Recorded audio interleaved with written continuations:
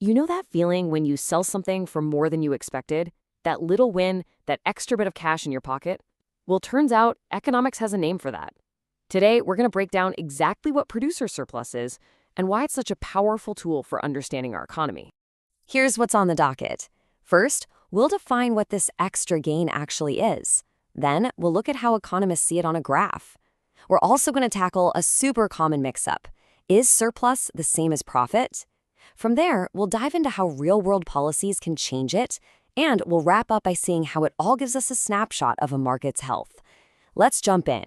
So let's start right there, with that feeling. Think about it. Have you ever sold anything, maybe an old gadget or a ticket to a show, and the price you got was higher than the absolute lowest you would have accepted? You were ready to take less, but you got more. That little bit extra, that's what we're talking about today. All right, let's give that feeling its official name. So here it is, producer surplus. It's the gap between the price a seller actually gets paid, the market price, and the rock bottom price they would have been willing to accept. It's the bonus, the extra value they get to walk away with from that sale. Let's make this crystal clear with a simple example. Imagine you're selling something and the going market price is 80 rupees, but you would have been okay letting it go for 50. Well, that 30 rupee difference? Boom, that's your producer surplus on that one item. It's a clean, simple way to measure your gain. Okay, that's easy enough for a single sale. But what about a whole market with thousands of sales? How do economists see the total surplus for everyone? Well, for that, we need to look at a graph. And the absolute key to seeing producer surplus visually is this line right here, the supply curve. It might look pretty simple, but it's packed with information about the producers in a market. See, this curve isn't just some random line.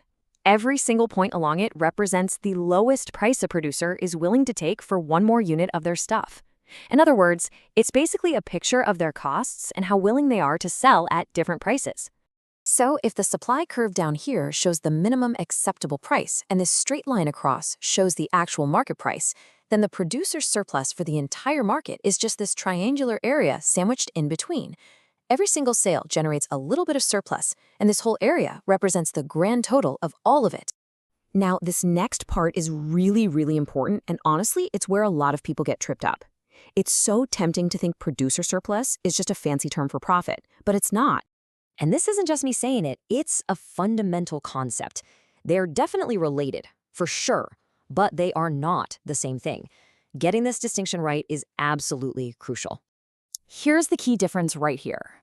Producer surplus subtracts only the variable costs from revenue. The cost of materials for just one more item. But profit? Profit has to account for everything.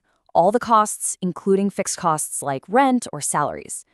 This is a huge deal because it means a company could actually be generating producer surplus on every sale it makes, even if it's not turning an overall profit yet.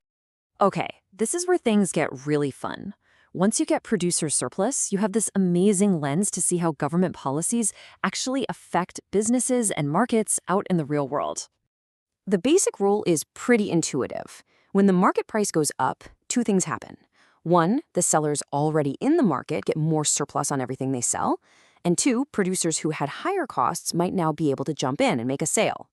But if prices fall, well, the surplus shrinks for everyone, and some of those producers might just have to pack it in and leave the market. And you can see this logic play out across different policies. A tax, that takes a bite out of the price producers get to keep, so their surplus shrinks. A subsidy, that's like a bonus from the government, so surplus goes up. Price ceilings, which are a max price, well, they obviously hurt producer surplus. And price floors, a minimum price, do the exact opposite. They guarantee a higher price and boost it. The type of market is also a huge factor. In a really competitive market with tons of sellers all fighting for your business, prices tend to get pushed down, and that squeezes producer surplus. But a monopoly, with zero competition, they can jack up prices and grab a much, much bigger slice of surplus for themselves.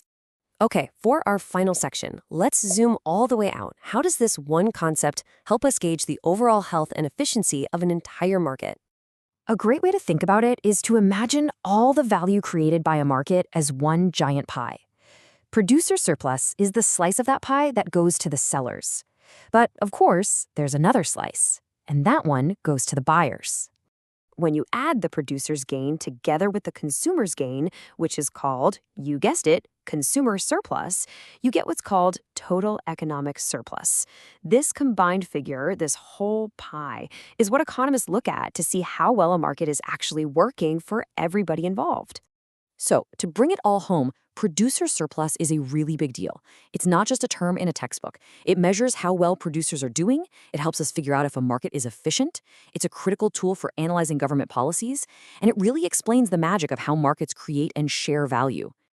So the next time you hear about a new tax, or a subsidy for an industry, or some kind of price control, you now have the tools to ask the really smart questions. Who's gaining here? Who's losing? And when you add it all up, is the economy as a whole actually better or worse off? Understanding producer surplus gives you a powerful new way to see the real story behind the headlines.